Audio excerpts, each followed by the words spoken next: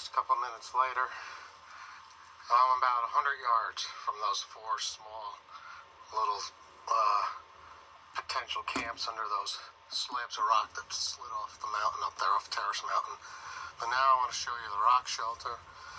This definitely had flint under it. Has some wood piled under the rock. Somebody's piled wood in the last 50 years for a campfire.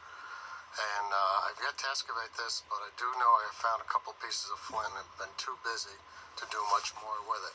And just over the other side of this rock, there's a rise in the terrain here. Is like a bench for the next half mile. That is really where most of my artifacts have come from. And I literally have several thousand artifacts in the next half mile. It's an area that was never cleared because of the rubble that slid off the hill. At one time, obviously prehistoric people used to move on this side of the creek below the cliff. It's just an ideal spot where you would camp. The creek being right where it is probably closer now than the old days. I think it's meandered towards us. It was more out on the other side where those fields are, because those fields don't have many artifacts in them, almost like the creek scoured them out as it moved east to west. So that's what I know a little bit about it.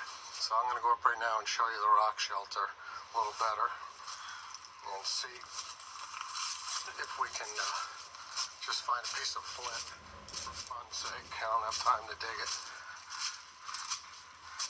It's just a nice day to explore. This has the most potential of all the rocks we've seen so far.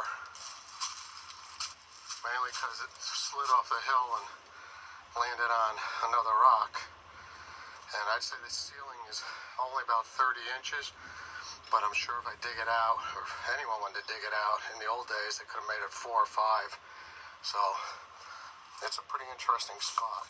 In less than 100 feet from here, I found over 1,200 artifacts just right there where that camera zoomed in. That bench right there is giving me everything from Vosburg right up to Lavana.